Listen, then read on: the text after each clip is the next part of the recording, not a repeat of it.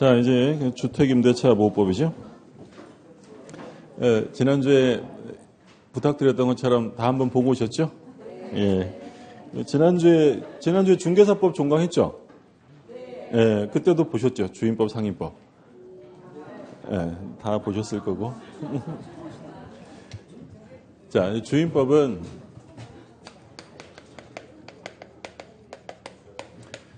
구성되어 있는 것이 먼저 적용 범위가 나오고요. 그 다음에 이제 중요한 게 대항력이 나오죠. 대항력. 그 다음에 이제 보증금을 돌려받는 보증금의 회수에 관한 내용이 나와요. 이때 이제 보증금 회수로 이제 나오는 것이 우선 변제가 나오고, 그리고 소액 임차인은 최우선 변제를 받을 수 있죠.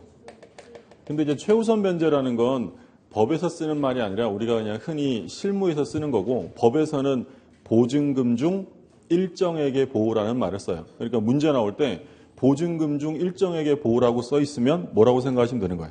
최우선 변제를 말하는 거다라고 생각하시면 되고, 그리고 경매를 신청할 수도 있죠.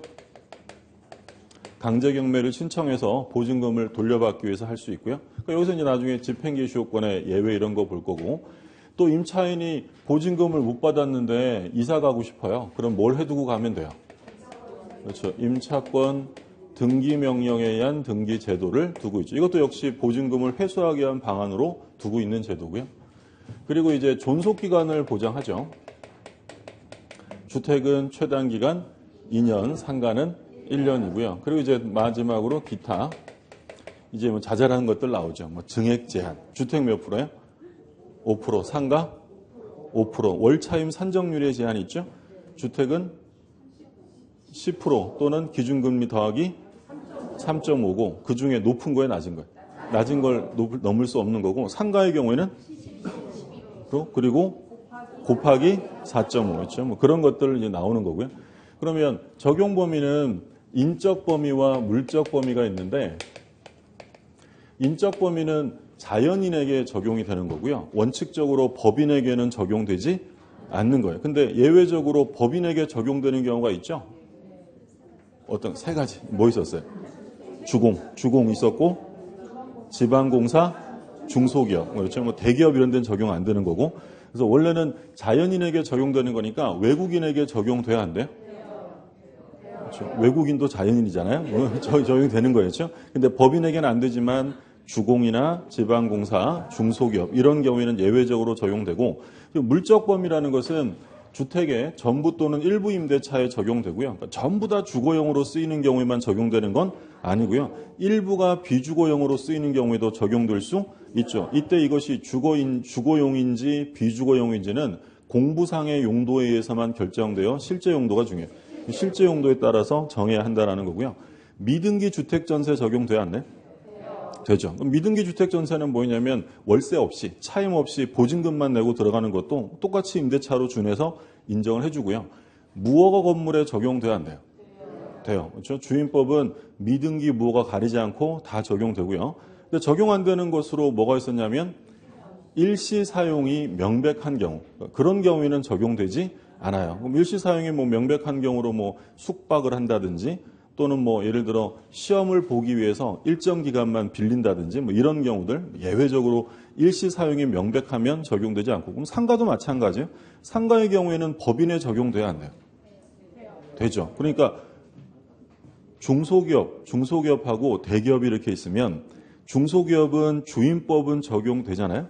대기업은 적용 안 돼요. 근데 상가는 그런 거 따지지 않고 어차피 법인에게도 다 인정이 되니까. 그런 것들이 이제 적용 범위에서 나오고, 이제 본격적으로 중요한 내용이 이제 대항력이죠. 대항력. 그러면 대항 요건은 뭐였냐면 주택을 인도받고 뭘 하는 거냐면 주민등록을 하면 대항력이 생기죠. 언제 생겨요? 그렇죠. 여기서 이제 다음 날이 나오는 거죠. 다음 날 0시 또는 이길 0시라고도 하고 대항력이 발생이 됩니다. 근데 주민등록이 돼야 되는데요. 이때 주민등록이라는 건 행정청에 도달되면 되는지 수리돼야 되는지 이게 문제였죠. 이건 수리돼야지 도달된 것으로 족한 게 아니다. 예를 들어 제가 주소를 정확하게 기록을 해서 행정청에 냈어요. 근데 그쪽에서 이거 이렇게 하는 게 아니다라고 얘기하는 바람에 제가 다시 적었는데 그때 잘못 적어서 낸 거예요. 대항력이 인정돼야 안 돼요? 안 돼요. 왜 안 되냐면 만약에 도달하면 인정한다라고 하면 이 경우에 대항력이 인정돼야죠. 제가 처음에 도달시킬 때는 정확하게 도달시켰잖아요. 근데 도달되어서 되는 게 아니라 수리가 돼야 되는데 수리될 때는 정확하지 않게 된 거죠. 그렇게 되면 대항력이 인정될 수 없다라고 했죠.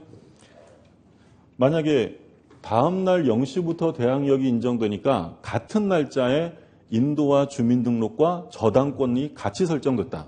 그러면 경매시에 존속해야 소멸해요.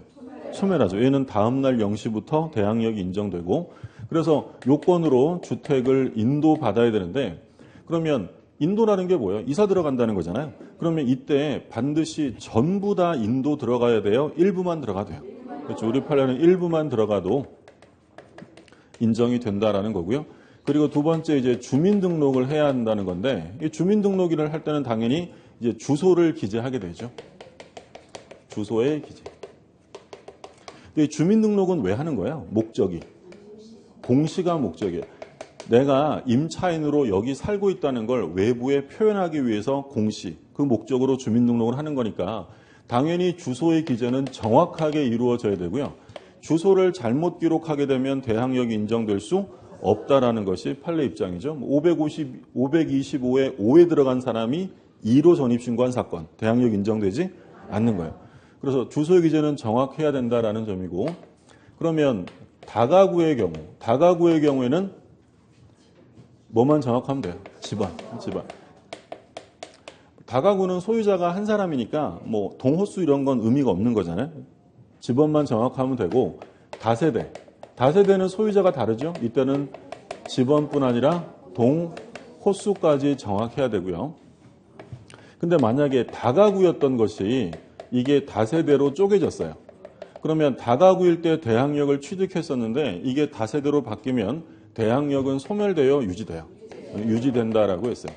그러면 대항력이 인정되기 위해서는 주소가 정확해야 한다고 했는데 예외적으로 공시가 되지 않고 있는데도 대항력이 인정되는 경우가 있었는데 두 가지 있었어요. 뭐하고 뭐였어요? 공무원이 잘못 기재한 경우. 저는 잘했는데 공무원이 실수로 잘못 적었대요. 이런 경우에는 대항력이 인정돼요. 또 어떤 경우 있었냐면 제3자가 임차인 몰래 주민등록을 이전시킨 경우죠. 우리 집주인이 담보대출 좀 더 받아보겠다고 제 주민등록을 옮겨버린 거야. 그럼 이런 경우에는 공시가 돼야 안 돼요? 안 되죠. 그래도 예외적으로 인정이 된다라는 게 판례. 예외적으로 인정되는 게 두 가지 봐두시면 되겠고요. 그리고 이 대항요건을 갖추기 위한 이 주민등록이라는 것은요. 당연히 일시적이면 돼요? 계속돼야 돼요? 계속되겠죠. 주민등록은 계속돼야 됩니다. 그러니까 대항요건은 계속돼야 한다는 얘기죠. 그러니까 일시적이어서는 안 되고 그러니까 만약에 가족들이 있다가 다 같이 전출 나갔어요. 다 같이 전출 나가면 대항력이 인정돼요? 소멸돼요? 소멸되죠. 근데 다시 재전입 들어오는 경우가 있어요. 다시 재전입 들어오면 예전의 대항력이 소급해서 인정돼요? 새로 인정돼요? 똑같이 새로 인정되고요. 우리 상가임대차도 마찬가지예요. 상가임대차는 대항력이 인도와 사업자 등록을 신청하면 다음 날부터 대항력이 인정되죠. 여기서 뭐 사업자 등록증이 교부된 다음 날이면 틀려요. 신청한 다음 날부터 대항력이 인정이 되는데 근데 어떤 사람이 폐업을 했어요. 그럼 대항력은 어떻게 되겠어요? 소멸하겠죠. 근데 이 사람이 다시 동일 사업자번호로 다시 사업자 등록을 해서 사업을 했어요. 그러면 예전 대항력이 인정돼요? 새로 인정되는 거예요? 전부 다 똑같이 새로 인정이 되는 거고 그러면 우리 우선 변제 받으려고 해도 대항요건 이런 주민등록과 인도는 계속돼야 된다고 했는데 우선 변제 받으려면 대항요건이 언제까지 존속하고 있어야 돼요? 배당요구 종기까지. 배당요구 종기까지 존속해야지만 계속돼야지만 우선 변제를 받을 수 있고 그리고 이 주민등록은 반드시 본인 주민등록에 한정하는 것은 아니다라고 했죠. 그러니까 가족 중에 1인이라도 있으면 되고요. 본인 주민등록에 한정할 필요는 없다라는 거고, 전대차가 되는 경우가 있어요. 자, 전대차가 되었다면 일단 대항 요건을 누가 갖춰야 돼요? 전차인, 그렇죠? 전차인이 인도와 주민등록을 갖춰야 돼요. 그러면 대항력을 취득하는 사람은 전차인이야, 임차인이야? 임차인. 전차인이 요건을 갖추면 임차인이 취득하는데, 이거는 이제 판례를 경우를 나눠서 볼 수 있는데요. 만약에 임차인이 대항력을 갖추고 전대차한 경우 하고, 두 번째는 임차인이 대항력을 갖추지 않고 전대차한 경우로 나눴을 때, 만약에 임차인이 대항력을 갖추고 전대차를 했어요. 그러면 이 상태만으로 대항력이 인정되어 전차인이 인도와 주민등록을 해야 돼요. 그러니까 이런 거예요. 지금 갑이 을한테 임대차를 해줬어요. 근데 을이 이제 임차인으로 인도와 주민등록을 했고, 그리고 요걸 병에게 전대차를 해준 거예요. 그러면 지금 이 상태에서 주민등록이 누구 이름으로 돼 있다는 거예요? 임차인 이름으로 돼 있는 거죠. 그러면 얘가 들어와서 살면 요 임차인의 대항력이 인정돼야 안 돼요? 안 된다고 했어요. 일단 누가 해야 돼? 누가? 살고 있는 사람이 해야 되고요. 얘가 여기다 주민등록하면 이거 위장전입이라고 했어요. 주민등록법 위반이고, 그러면 얘가 전입신고 기간 내에 14일 이내에 인도와 주민등록을 하게 되면 대항력이 누구한테 인정된다? 임차인. 그럼 이때는 새로 인정되는 거예요? 종전대항력이 유지되는 거예요? 이건 종전대항력이 계속 유지가 되는 거고요. 근데 두 번째 판례는 얘가 대항력을 갖추지 않은 상태에서 동의를 얻어 곧바로 전대차 해준 거예요. 그럼 얘가 대항 요건을 안 갖췄으니 누가 갖추면 인정이 되는 거예요? 전차인이. 이 경우에는 이제 전차인이 인도와 주민등록을 갖추면 그때 대항력이 인정이 되는 거죠. 이해되셨어요? 그러니까 일단 오해하시면 안 되는 건, 전대차가 됐다 그러면 무조건 대항 요건 누가 갖춰야 돼? 전차인이. 살고 있는 애가 갖춰야 돼요. 살고 있는 애가 갖추면 임차인이 대항력을 취득하게 되는데, 만약에 임차인이 대항력을 갖추고 전대차한 거면 종전대항력이 유지가 되는 거고요. 대항력을 갖추지 않고 전대차 있다면 전차인이 갖춰야만 대항력을 그때 취득하는 거죠. 구별되셨죠? 예, 구별해 두시고.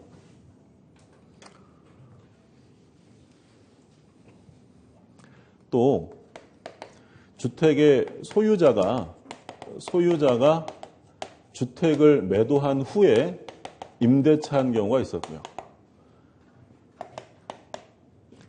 전대차가 된 상태에서 임차인이 소유권을 취득하는 경우, 이렇게 나눴는데 판례가 두 가지였어요. 그러면 소유자가 매도한 다음에 임대차가 되었다. 그럼 소유자는 이제 뭘로 바뀐 거예요? 임차인. 그러면 요 임차인이 대항력을 취득하는 시점이 언제예요? 소유권 이전 등기 다음 날. 기억나시죠? 네. 근데 두 번째는 임차인이 소유자가 되었다면 전차인이 대항력을 취득하는 시점이죠. 전차인이 대항력을 취득하는 시점은 임차인이 등기하면 즉시 대항력을 취득한다. 그러니까 첫 번째 요 5번 사례가 요거였어요. 갑이라는 사람이 주택의 소유자였는데 얘가 이 주택을 을에게 돈이 필요해서 매도해요. 매도하면서 살 집이 필요하니까 바로 그냥 임대차 계약을 동시에 체결한 거죠. 그러면 이 갑은 소유자에서 임차인의 지위로 바뀌게 되는데, 그럼 얘도 임차인이니까 대항력을 취득해 줘야 되잖아요.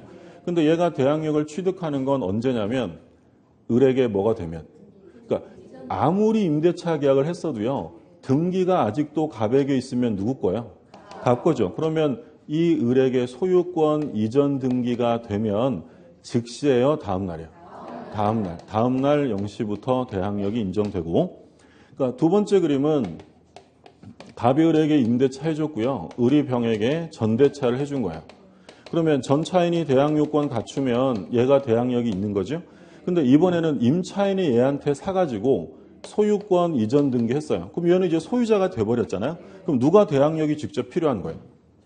얘가 필요하잖아요. 그러면 요 전차인이 대항력을 취득하는 시점은 얘가 등기하면 다음 날이에요, 즉시예요.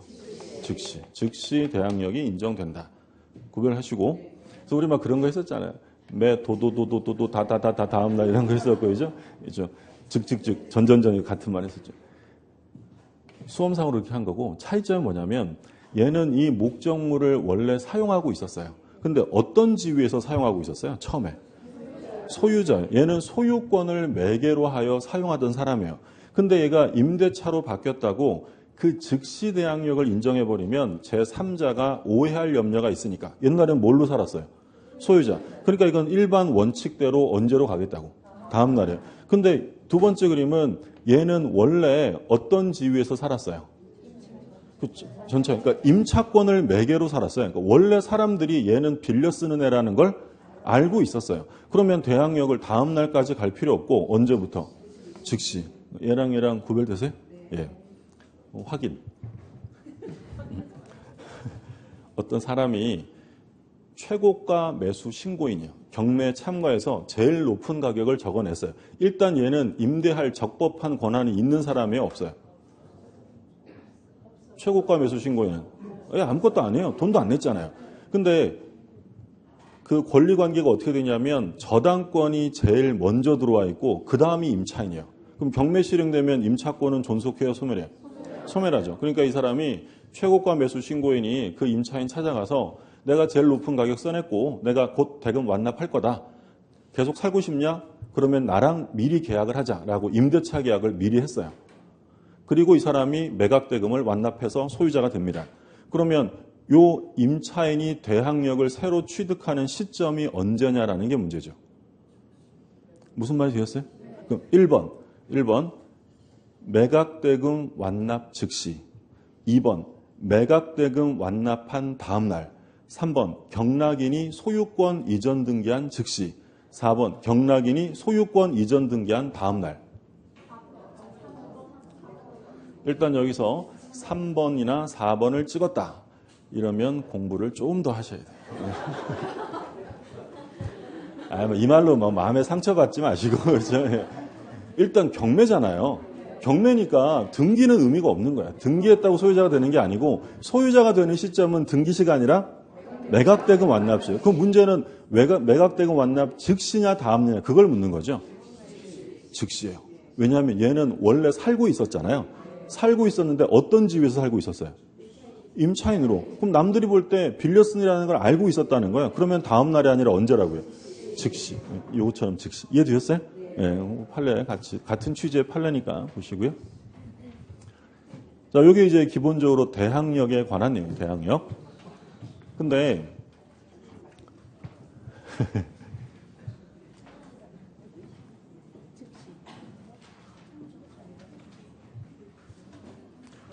대항 요건을 봤고요. 이제 두 번째는 대항력의 내용인데,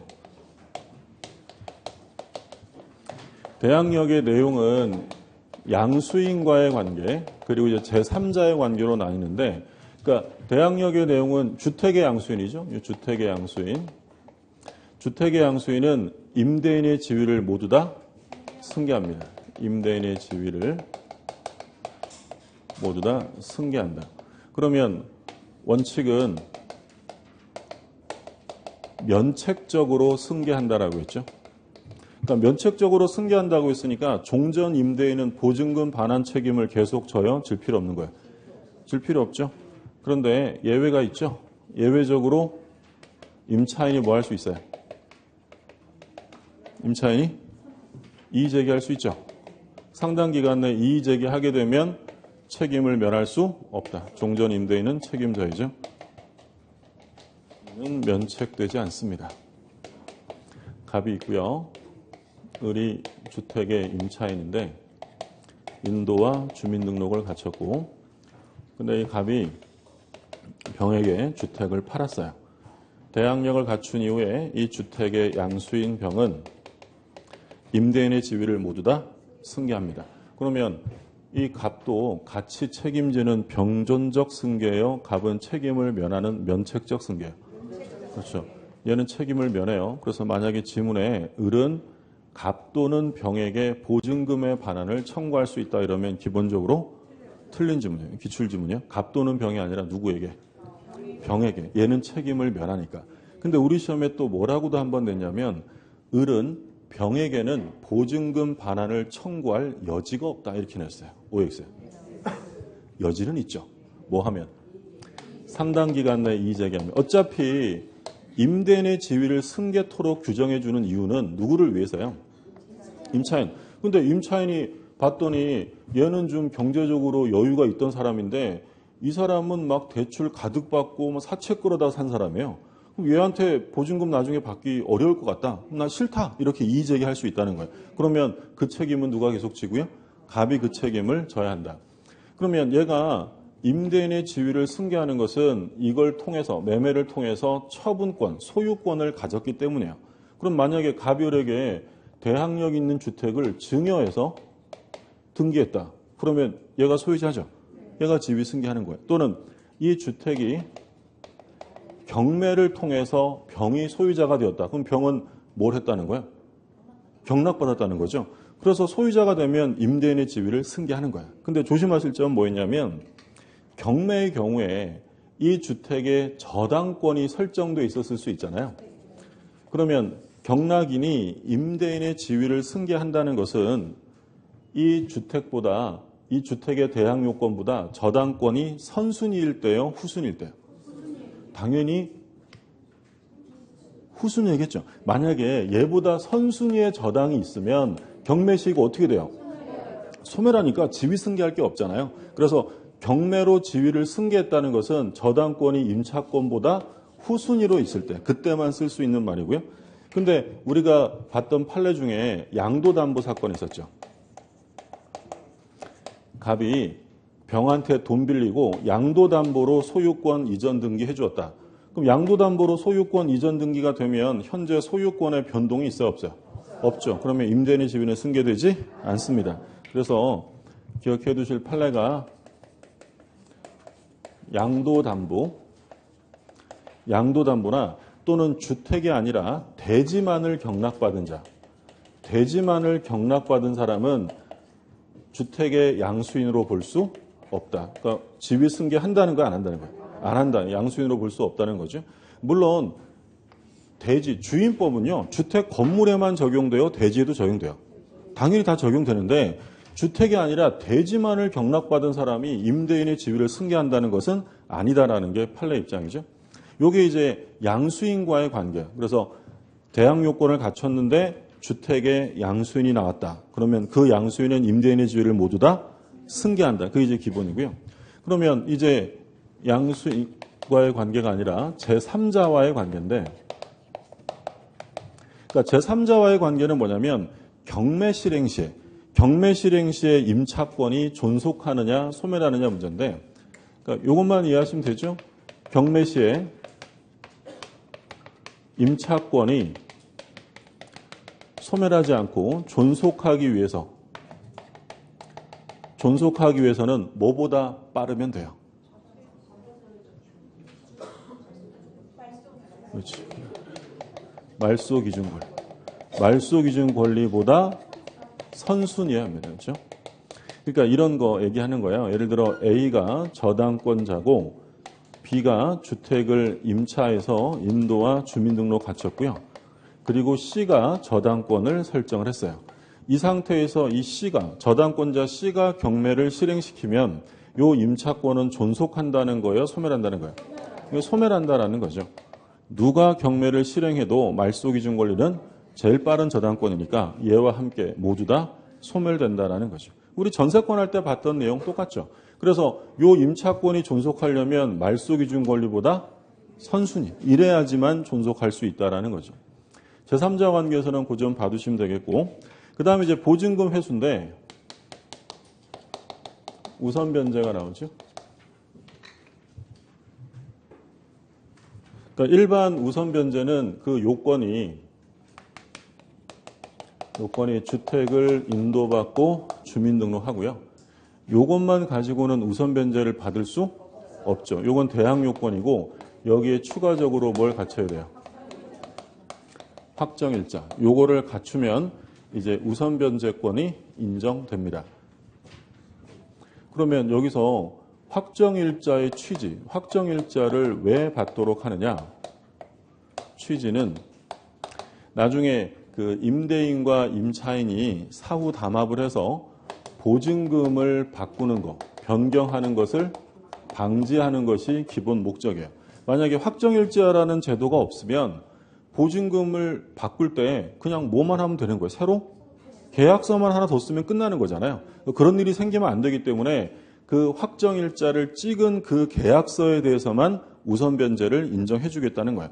그럼 여기서 중요한 건 계약서에 써 있는 주소가 중요해요? 보증금이 중요한 거예요? 보증금이 중요한 거죠. 그러니까 확정일자를 받은 계약서에 아파트 동호수가 누락되어 있다. 우선 변제권 인정돼야 안 돼요? 인정? 되죠. 인정되고, 또는 확정일자를 받은 계약서가 분실되거나 멸실되었다. 자, 그러면 우선 변제권 인정돼야 안 돼요? 인정되는 거죠. 그러니까 중요한 건 전입신고랑은 달라요. 그러니까 계약서에 주소가 잘못 찍혀 있어도 확정일자를 받았으면 우선 변제권을 인정해 주는데, 전제 조건은 전입신고를 주소를 다르게 하는 거예요? 정확하게 한 거예요? 정확하게 했어요. 주소는 정확하게 전입신고를 했는데 계약서에 이런 주소가 빠져 있다고 해서 우선 변제권을 부정한다는 것은 아니다라는 거죠. 그래서 우선 변제에 대한 내용이고요. 그러면 우선 변제권의 발생 시기. 일단 확정일자는 반드시 있어야 되고요. 근데 확정일자만 있다고 해서 우선 변제해 주는 거 아니잖아요. 뭐는 있어야 돼요? 대항력을 갖춰야 되죠. 그래서 예를 들어서 7월 1일, 7월 2일인데 7월 1일 날 인도와 주민등록을 하고요. 다음 날에 계약서에 확정일자를 받은 경우와 7월 1일 날 인도와 주민등록 확정일자를 갖추고 다음에 세 번째는 확정일자를 먼저 갖추고 대항요건을 나중에 갖추고, 각각 이런 순서가 있으면 첫 번째 그림은 언제 우선 변제권이 생겨요? 7월 1일? 0시는 아니겠죠? 2일 날 확정일자 받았으니까 2일 날 확정일자 받으면 생기겠죠. 그러면 두 번째는 7월 2일 0시죠. 그러니까 이 갑을병이라고 한다면 7월 2일 0시가 되는 이유가 일단 뭘 받았어요? 확정일자. 그럼 이제 뭐만 생기면 돼요? 대항력. 근데 대항력이 다음 날 0시니까 우선 변제도 이때 생기겠죠? 그럼 세 번째는요? 그러니까 이것도 일단 확정일자를 받았어요. 이제 뭐만 생기면 돼요? 대항력. 그럼 대항력이 언제 생겨요? 7월 3일 0시에 생기는 거죠. 그러면 예를 들어 A라는 사람이 이 건물에 저당권을 설정했는데 얘가 7월 2일 날 저당권을 설정했어요. 그러면 각각 누가 먼저 배당받느냐 문제인데 A와 병 누가 먼저 받겠어요? 당연히 얘는 3일 0시니까 A죠. 그럼 A와 을 있으면 얘는 몇 시? 0시. 얘는 아무리 빨라도 9시라고 했잖아요. 그 다음에 이제 문제가 되는 게 A와 갑이었죠. 이거 어떻게 된다고 했어요? 그러니까 얘는 우열을 비교할 수가 없어요. 그렇죠? 이런 경우에는 안분배당을 해야 돼요. 안분배당이라는 건 채권에게 비례해서 배당해 주는 게 안분배당이죠. 그래서 안분배당을 하게 되는데 이와 관련해서 같이 볼 게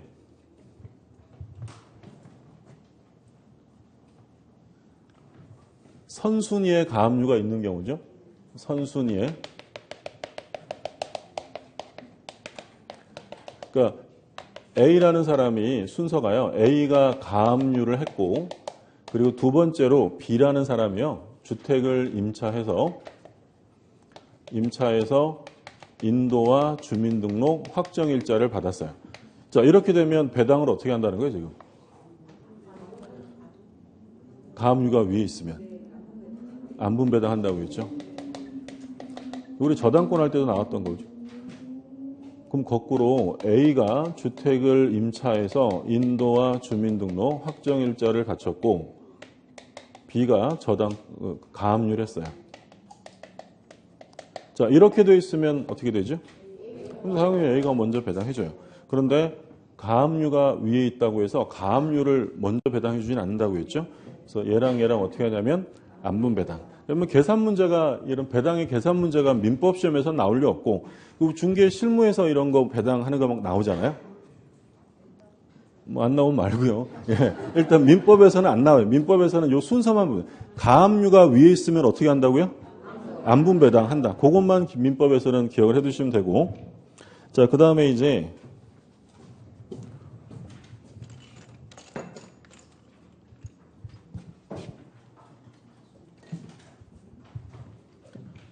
세 번째로 두 번째로 최우선 변제가 있죠.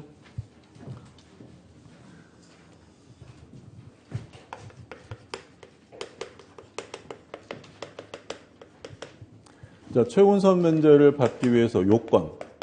자, 요건은 뭘 갖추면 돼요? 대항 요건. 언제까지? 경매, 개시, 결정 전까지 하면 틀려요. 결정 등기 전까지. 제가 누누이 말씀드린 것처럼 경매 개시 결정 등기가 되어야 부동산은 압류가 되는 거예요. 경매 개시 결정했다고 압류되는 거 아니에요. 개시 결정 등기가 되기 전까지 뭘 갖추라고요? 대항 요건을 갖추면 돼요. 근데 여기서 자주 나오는 것은 확정일자가 필요하냐? 확정일자 필요? 없어요. 그렇죠? 확정일자는 뭐 중요하지 않죠. 왜냐하면 최우선 변제라는 것은 순서와 상관없이 선순위 담보권자보다도 먼저 배당을 받는 거니까 순서와 상관이 없으니 확정일자는 별 의미 없고요. 그리고 이제 적용 범위를 보면 서울만 좀 기억해 두시라고 했죠. 서울은 얼마요? 1억에 3,400. 이게 참 밑에 하나 적어두세요. 1억 1,000에 3,700. 지금 입법 예고가 됐어요. 8월 말부터 아마 특별한 일이 없으면 시행될 거예요. 이게 입법 예고가 6월 27일 날 됐어요. 6월 27일. 지난주 얼마 안 됐죠? 예. 그래서 이제 이게 법이면 이게 법률로 정해놓은 거면 이제 그 후속 절차 그 이제 국회 통과 거쳐서 우리 시험 볼 때까지는 안 바뀌는데 이건 법이 정한 게 아니라 시행령이에요. 시행령이니까 입법 예고 8월 한 20 며칠까지 하고 그리고 이제 국무에 바로 통과하면 바로 시행해요. 8월 한 말 정도부터는 아마 시행되지 않을까. 그럼 우리 시험 볼 때는 바뀐 거야. 예. 그래서 시컨 외워놨더니 그죠? 예. 이게 너무 억울해하지 마시고요. 그 1억에 3,400이 밑으로 내려갔어요. 과밀억제권으로. 예. 그거만 두 개만 바뀌었어요. 그러니까 뭐 바뀌었냐면 서울이 1억에 3,400이었는데 요걸 이제 한 단계 더 올려서 서울은 1억 1,000에 3,700으로 올리고 그리고 이제 그 과밀억제권이 8,500이었나요? 그게 이제 1억에 3,400으로 바뀌었고요. 나머지 두 개는 똑같으니까 요것만 좀 받으시고 지역이 좀 바뀌긴 했는데 뭐 요즘 땅값 많이 오른 뭐 세종 전셋값이 많이 오른 세종자치특별시라든지 또는 용인시, 화성시 이런 데가 이제 과밀억제권으로 같이 들어가서 좀 세졌고 근데 그런 것까지 민법에서는 출제 안 하기 때문에 지역까지는 안 하니까 그냥 서울이 이렇게 바뀔 예정이에요. 괄호에서 하나 해두시고요. 그러니까 교재에 보면 시험 좀 보고 바꾸지, 그죠? 예,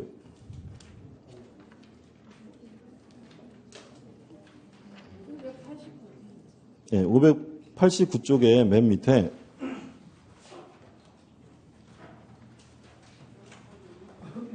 그 1억 이하인 경우 3,400이잖아요. 그게 1억 1,000에 3,700으로 곧 바뀔 예정이고요. 그리고 밑에 2번이 8,000에 2,700이죠. 요게 얼마로 바뀌었다고요? 1억에 3,400으로 바뀐 거고요. 그리고 요 2번에 이 과밀억제권에 준해서 이제 그 요즘 전셋값 많이 오른 세종시라든지 또 용인시, 화성시 이런 데가 이제 추가로 들어갔는데 뭐 그건 신경 크게 안 쓰셔도 돼요. 뭐 어디 시가 얼마냐 이거 가지고는 민법이 출제 안 하니까 그러니까 서울시 기준으로 그 1억 1,000에 3,700 이 정도 확인해 두시면 되겠고요.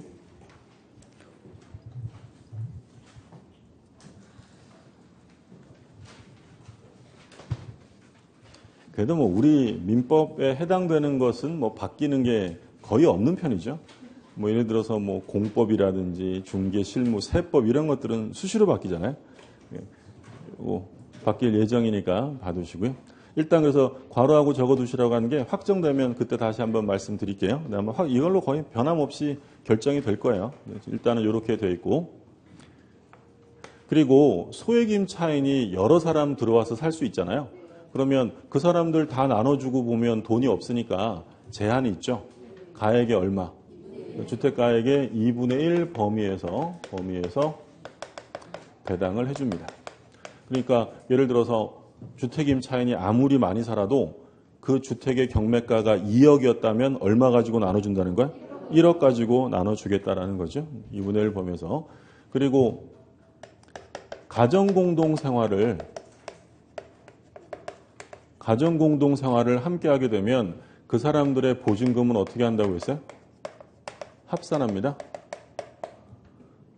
그러니까 엄마가 지방에서 서울로 먼저 올라와서 예를 들어서 6천만 원의 보증금으로 임대차를 했어요. 근데 나중에 딸이 그 집에 다시 올라와서 다른 방에 5천만 원의 임대차를 했어요. 그럼 현재는 1억이 좀 넘어간 거예요? 6천 더하기 5천이니까 1억 1천이죠. 요 때문에 헷갈리면 6천이라고 해요. 그럼 6천이면 각각은 소액인데 엄마와 딸이니까 어떻게 살겠어요? 같이 잘 살겠잖아요. 가정 공동생활을 한다는 거예요. 그러면 두 사람의 보증금을 어떻게 해요? 합산해요. 그러면 이건 1억 2천이니까 소액 임차인이 될 수 없다라는 거죠. 그 얘기고. 그리고 경매 신청. 경매 신청은 특별한 거 없고요. 우리가 중요하게 봤던 게 뭐 있었냐면 경매 신청할 때 집행 개시 요건에 예외가 적용되죠.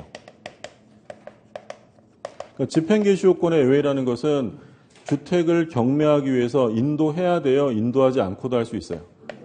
인도하지 않고 경매를 신청할 수 있다. 뭐 우리 민법에서는 동시행 관계 있으면 강제 집행에 들어가기 위해서는 반드시 반대 의무 이행 제공을 해서 상대방을 이행 지체 빠뜨려야 되는데 주택임대차 보호법에서는 그런 예외를 두어서 인도하지 않고도 경매를 실행합니다. 그럼 언제 인도하라고 했어요? 보증금을 수령할 때. 보증금을 수령할 때 인도를 해야 된다라고 했죠. 뭐 상가도 다 마찬가지니까 봐두시고 그 다음에 임차권 등기명령 제도가 있죠. 임차권 등기명령 등기는 임차권 존속 중에도 할 수 있어요. 임대차 종료 후에 하는 거예요. 종료. 존속 중에는 할 수 없죠. 임대차가 종료되고 보증금을 받지 못한 경우. 임대차가 종료되었으나 보증금을 받지 못한 경우. 이런 경우에만 할 수 있는데 그러니까 이런 거죠. 갑이 의뢰하는 사람에게 주택을 임차해 주었다. 얘가 이제 인도와 주민등록 확정일자를 갖췄는데요. 근데 임대차가 끝났는데 얘가 종료가 됐으나 갑이 을에게 보증금을 빼주지 않고 있다. 그러면 이 을이 취할 수 있는 방법이 크게 두 가지라고 그랬어요. 어떻게 할 수 있어요, 을은? 그렇죠. 얘도 보증금 채권자잖아요. 근데 채무자가 이행을 안 하는 거니까 뭘 신청할 수 있다고요? 강제경매. 그러면 보증금 못 받은 임차인이 경매를 실행하려면 바로 경매 신청하면 실행돼요? 아니면 법원의 판결을 받아서 해야 돼요? 판결을 받아요. 보통 일반 채권자니까 강제경매니까 법원의 판결을 받아서 그거 가지고 경매를 해요. 근데 임차인이 보증금 빼는 게 급한데 보증금 반환 청구 소송이 너무 길어지면 안 되잖아요. 그래서 강제경매 하는데 소송에서는 소액사건 심판법을 준용해서 빠르게 보증금의 액수와 상관없이 신속하게 판결해줘요. 그 판결 받아가지고 경매하는데 얘가 주택을 인도해야 할 필요 없다고요? 할 필요 없다. 그러니까 왜 할 필요 없다고 했냐면 얘가 경매를 신청하는 건 보증금을 우선 변제 받기 위해서죠. 그럼 보증금을 우선 변제 받으려면 대항 요건은 일시적이어서는 안 되고 계속 언제까지? 배당 요구 종기까지 계속돼야 돼요. 근데 경매 신청할 때 인도해야 한다라고 하면 얘는 우선 변제를 받을 수 없잖아요. 그래서 인도하지 않고도 경매를 실행할 수 있고 두 번째 얘가 이사 가야 돼요. 멀리 제주도로. 근데 제주도로 이사 가면 그동안 취득했던 대항력과 우선 변제권이 상실되겠죠. 그때 가장 효율적으로 할 수 있는 게 바로 임차권 등기 명령에 의한 등기요. 그러니까 임차권 등기 명령에 의한 등기를 이 주택에 하고 이사를 가면 종전의 대항력이 계속 유지되는 거죠. 물론 대항력을 갖추지 않은 상태에서 등기하고 가면 그때부터 인정이 되는 거고요. 예전에 대항력이나 우선 변제권을 갖춘 상태로 등기하고 이사 가면 예전 게 계속 유지가 되는 거죠. 그러면 이거 어디다가 임차권 등기 명령에 의한 등기를 신청해요? 이거는 이제 법원에다가 하는 거죠. 법원에다가 이 주택 소재지를 관할하는 지방법원, 지원, 시군법원, 1심 법원이 하는 거야. 임대인 주소지를 관할하는 법원이 아니에요. 그렇죠? 우리 시험에 한번 임대인 주소지 관할 법원이라고 틀리긴 했어요. 임대인 주소지가 아니라 이 부동산, 이 목적물 소지지 관할 법원인데 그럼 법원이 기각할 수도 있어요. 기각하면 어떻게 하면 돼요? 항고할 수 있다라고 규정했고요. 그리고 요 등기에 들어가는 비용은 누가 부담합니까? 당연히 임대인이 해야죠. 임대인이 제때 보증금 줬으면 이런 거 안 하니까. 그러면 임차권 등기명령 제도에서 가장 시험에 많이 나오는 건 뭐였냐면 지금 이 주택이 비어 있어요. 근데 A라는 사람이 이 비어있는 주택에 소액 임차인으로 들어갑니다. 최우선 변제 돼야 안 돼요? 안 돼요. 최우선 변제 되지 않는다. 이건 법이 명문으로 규정하고 있죠. 그러니까 우선 변제는 돼야 안 돼요? 그러니까 지금 임차권 등기명령 등기되어 있는 집에 A가 임대차를 들어갔어요. 그러면 보증금에 우선 변제권이 있을까요? 없을까요? 그건 있어요. 그건 있는데 뭐가 안 된다고요? 최우선 변제가 안 된다는 거죠. 그러니까 왜 그렇다고 했냐면 임차권 등기명령 등기가 이 주택에 돼 있어요. 그 얘기는 이 집주인 갑은 그렇죠. 웬만하면 보증금을 안 주는 사람이라고 우리나라에 공시되어 있는 사람이에요. 근데 그 집에 소액 임차인으로 들어가는 사람이 있다. 이 사람은 대체로 누구라 그랬어요? 예, 그렇죠. 예, 프렌드. 그럼 얘랑 이해관계일 가능성이 매우 크죠. 왜냐하면 지금 이 정도 됐을 때 여기에 막 저당 같은 것도 달려있단 말이에요. 근데 얘를 최우선 변제해주면 저당권자보다 더 빨리 받아가잖아요. 그럼 그거라도 빼돌리려고 얘랑 짜고 소액으로 들어갈 수 있다는 거예요. 그걸 막아버리려고 법이 금지한 거고요. 근데 만약에 얘가 소액이 아니라면 저당권 먼저 들어온 애보다 선순위예요? 나중에 받아요? 나중에. 그건 지가 알아서 할 일이에요. 그것까지 법이 관여할 필요는 없는데 어떻게 들어오는 건 안 된다고. 소액으로 들어오는 건 다른 사람을 해할 수 있기 때문에 그거는 막아버리겠다는 거예요. 그래서 이게 시험 지문으로 이 법조문이 이제 자주 나오고요. 그러면 임차권 등기 명령에 의한 등기가 되어 있을 때 이 사람이 경매 시에 우선 변제 받을 때요. 배당 요구해야 돼요? 당연 배당 해줘요? 당연 배당 해줘요. 당연 배당. 원래 우선 변제, 소액 보증금 최우선 변제 전부 다 배당 요구해야 돼요. 배당 요구 안 하면 배당 안 해주는데 당연 배당하는 대표적인 경우가 임차권 등기 명령 등기가 되어 있는 경우 하고요. 또 뭐 있었죠? 그렇죠. 자기가 경매 신청한 경우죠. 자기가 경매를 신청했다는 건 얘는 우선 변제를 택한 것이기 때문에 이때는 배당 요구할 필요 없다. 그래서 두 가지 경우. 등기된 경우랑 자기가 신청한 경우는 당연 배당을 해준다라고 했고 그러면 요 임차권 등기 명령에 의한 등기의 말소와 보증금의 반환. 요거 동시행 관계 아니에요. 요건 동시행 관계가 아니죠. 이거 뭐부터 해야 돼요? 보증금 반환을 먼저 해야 한다라고 했죠. 이것도 여러 차례 시험에 출제가 됐던 내용이고요.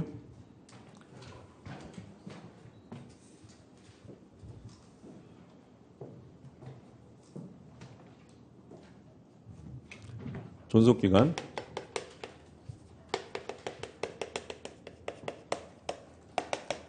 최단 기간의 보장이죠. 자, 최단 기간 얼마냐면 2년이죠. 주택은 2년, 상가는 1년인데 그런데 여기서 이제 2년 미만으로 약정을 했다.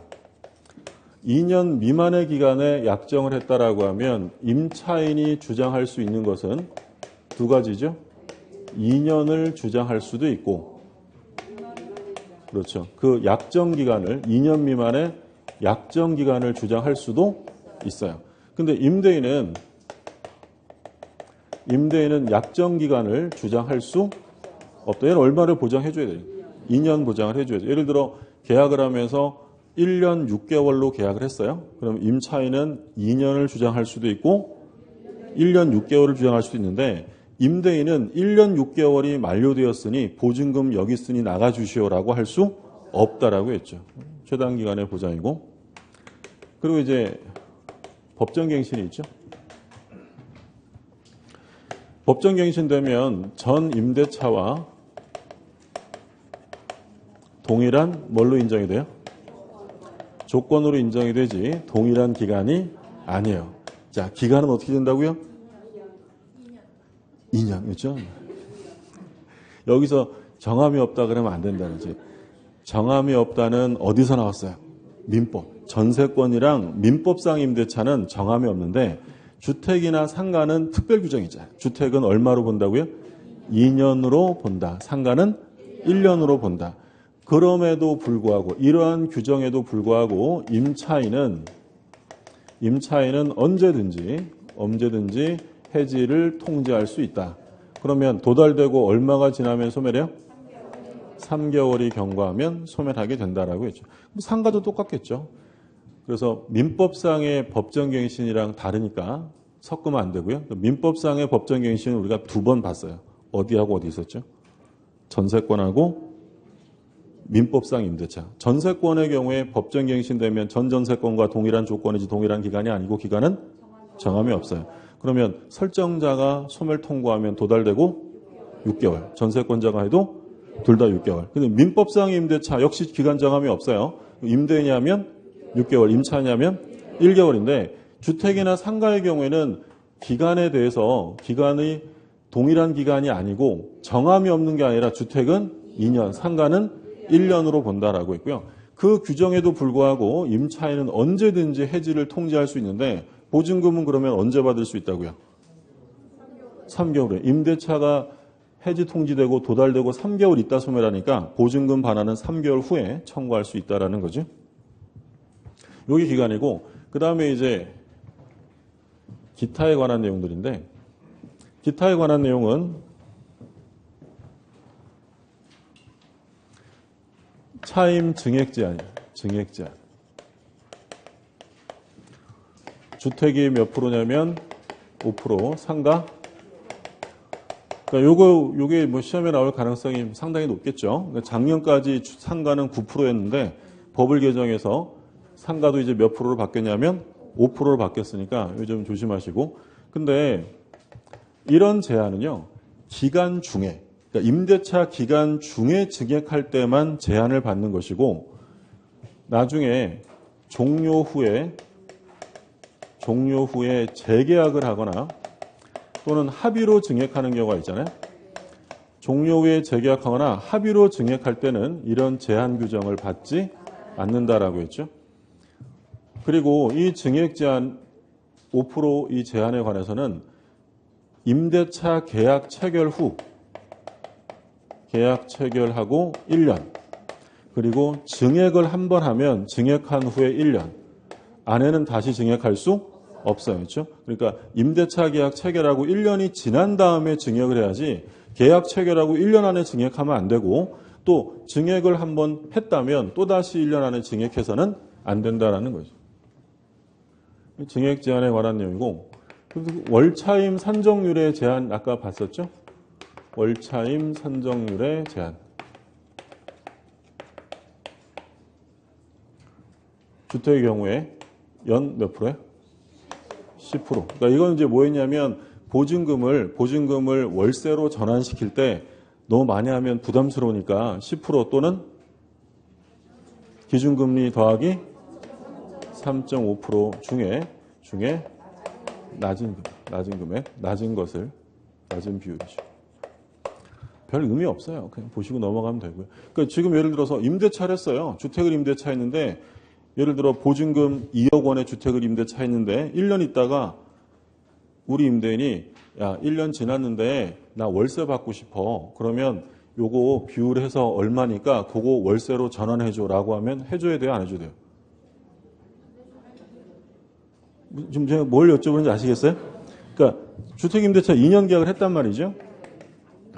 1년이 경과하니까 1년 경과한 다음에 우리 임대인이 뭐라고 하냐면 나 월세 좀 받고 싶으니까 그 보증금의 1억에서 요거 곱해가지고 요만큼 제한이 있으니까 요렇게 월세로 바꿔줘야겠어 라고 하면 해줘야 안 해줘요?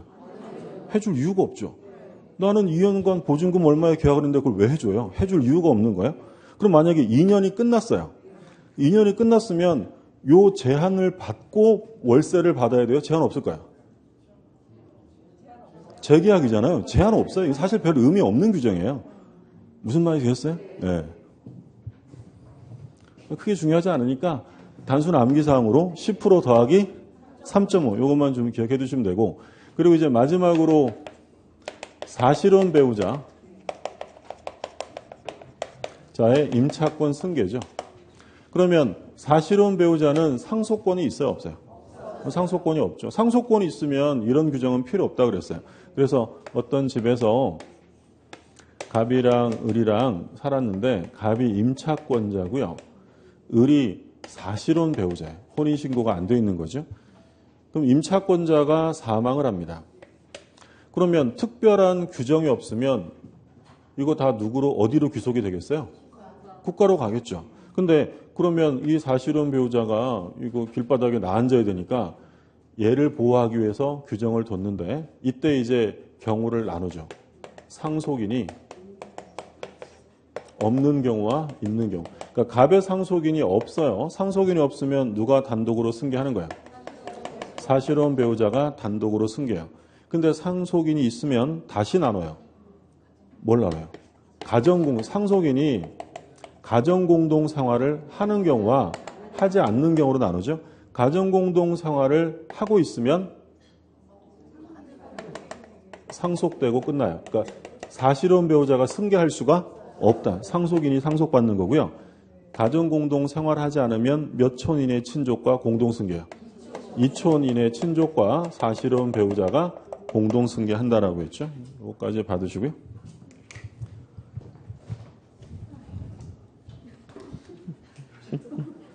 자, 문제 좀 볼게요.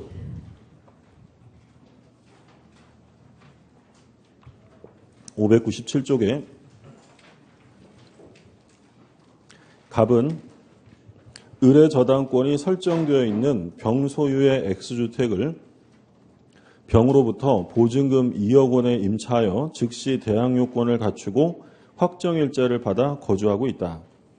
그 후 정이 X주택의 저당권을 취득한 다음 저당권 실행을 위한 경매에서 무가 X주택 소유권을 취득하였다. 옳은 것은 작년 기출문제 정리되셨어요? 전까지는 참아주겠는데 무가 나오고 난리예요. 그죠? 그 순서가 제일 빠른 게 뭐예요? 저당권이요? 저당권. 그 다음에 임차권. 그 다음이 또 저당권이에요. 그러면 누가 경매를 실행하든지 간에 임차권은 무조건 소멸할 수밖에 없는 거죠. 그러면 1번 을의 저당권은 소멸한다. 당연하죠. 경매가 실행되면 모든 저당권은 무조건 소멸이고요. 2번 무가 임대인 병의 지위를 승계한다. 아까 우리 여기다가 그렸었는데 그 경락인이 임대인의 지위를 승계하려면 저당권과 임차권의 순서를 비교할 때 저당권이 임차인 전에 후에 있어야 돼요. 후에 있어요. 만약에 임차인보다 위에 저당권이 있으면 임차권은 무조건 소멸하잖아요. 그럼 이건 1번은 소멸한다는 맞았는데 2번을 고민하면 안 되는 거죠. 소멸하니까 지위를 승계할 것도 없는 거죠. 1번부터 다 소멸하니까. 이해되셨어요? 네, 3번 갑이 적법한 배당 요구를 하면 을보다 보증금 2억 원에 대해 우선 변제를 받는다. 누가 지금 제일 빨라요? 저당권이 제일 빠르잖아요. 그럼 누가 먼저 배당해요? 을이 받는 거죠. 을이. 이해되셨죠? 네. 4번. 갑은 무로부터 보증금 전부 받을 때까지 임대차 관계의 존속을 주장할 수 있다. 그 경락인이 무잖아요. 경락인에게 보증금 안 주면 못 나가지라고 주장할 수 있느냐? 할 수 없는 거죠. 임차권은 어떻게 된다고요? 소멸하니까. 5번. 정이 갑보다 매각대금으로부터 우선 변제를 받는다. 이거 완전 뜬금없는 얘기잖아요. 그렇죠? 얘는 후순인데. 이해되셨어요? 네. 그러니까 지금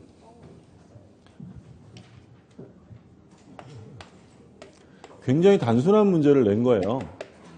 을이 저당권, 갑이 임차권, 얘가 인도 주민등록 확정일자 받았다고 돼 있고, 그 다음에 병이었나요? 정인. 그럼 이게 병집이에요, 그러면? 예. 정저당. 이렇게 지금 돼 있다는 거죠, 이제. 예. 이렇게 순서가 돼 있잖아요. 그럼 뻔한 경매가 실행되면 정이 실행하든 을이 실행하든 일반 채권자가 강제 경매하든 어디부터 소멸이라고요? 여기 저당권부터 다 소멸되는 거잖아요. 그러면 무라는 사람이 지금 경락을 받았다라고 하면 이 무는 임차권이 달린 걸 경락받는 거예요? 깨끗한 거 받는 거예요?